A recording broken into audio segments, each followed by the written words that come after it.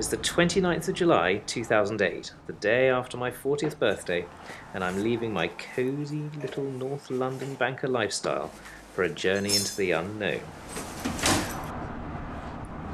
So Max, are you going to Papua New Guinea? Yes. Those are all the gifts.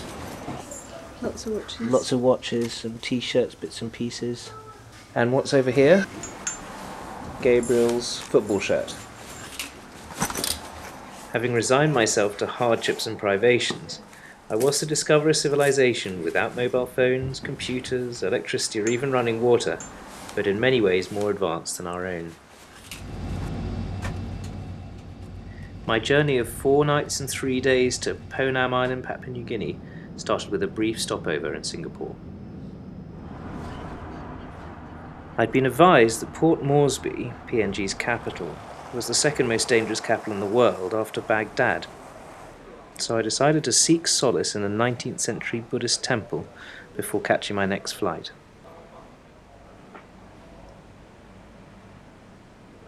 Okay, here we are at the airport. That's my flight, PX393 Port Moresby.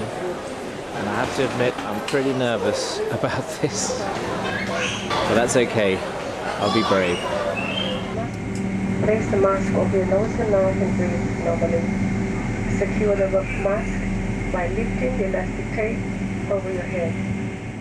Waiting for me at my destination was my host of the most, Mr. Fix-It, Gabriel Nakau, who lives and works in Moresby, but whose heart remains in Ponam. Hello! And here we are at Port Moresby Airport. That's Gabriel. That's all the luggage. Welcome, Adrian, to Papua New Guinea. Yes. Okay. And now this is the airport. This is the domestic terminal. Look at that. Everybody in orderly queues, everybody queuing up, all nice and neat and tidy. Here we are. The genesis of this journey was the posting during World War II onto Ponam of a young British Navy pilot named Peter Builder.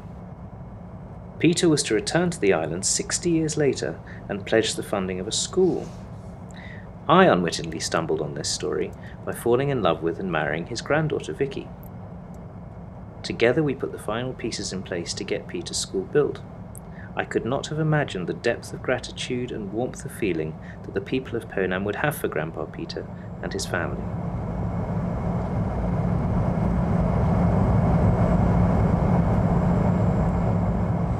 This is Manus International Airport here.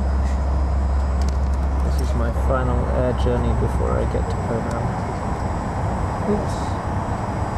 Here we are.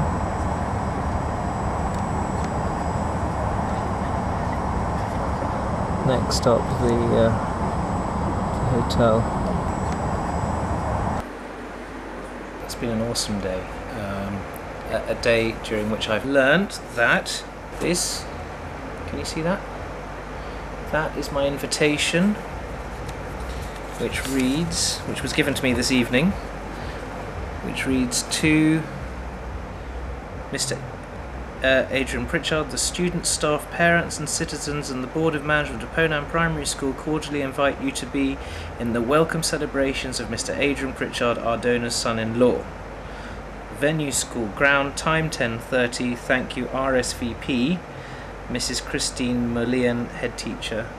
And it's Adrian Pritchard Visits programme, which starts at 10:30 with the arrival of our boat, goes through the canoe escort to the beachfront, invitation of guest of honour, including Saniyamaran and giving of laces, which according to Gabriel said to me, don't worry, it's not going to hurt.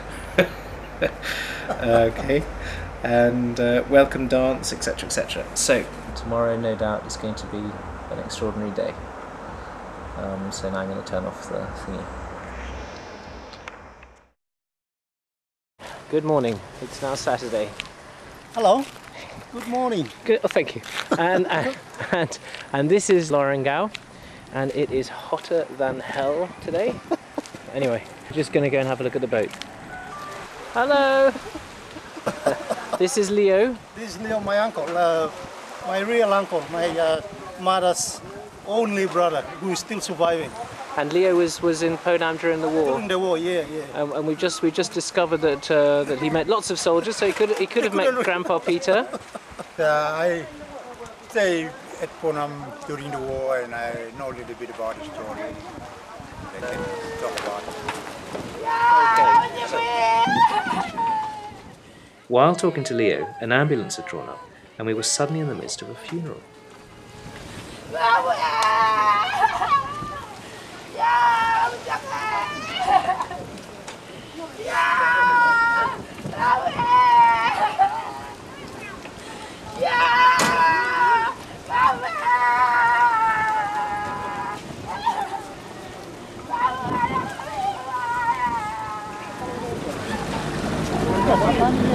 Okay, here we go.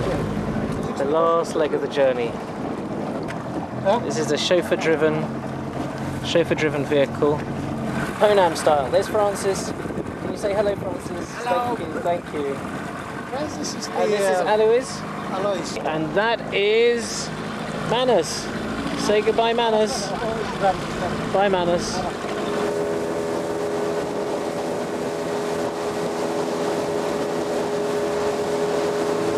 Adrian Road to Ponam. Over. Come in, Ponam. Look at that. That's how he's communicating to the island. Say, hey, we're here. We're here. Kind of amazing.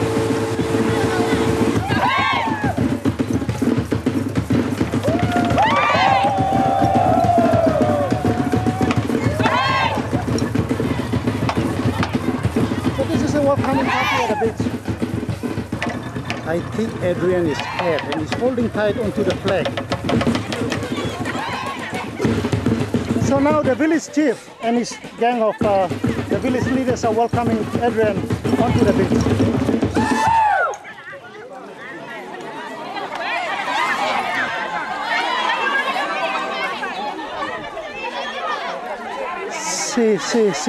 See how these people are trying to bring Adrian to the beach. It's okay. Just hold on, just.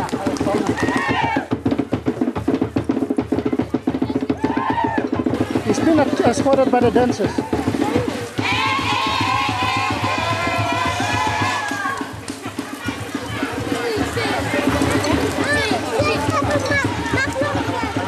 You can see the whole village is involved, and these are the poor children lining up the beaches and right up to the road, leading up to the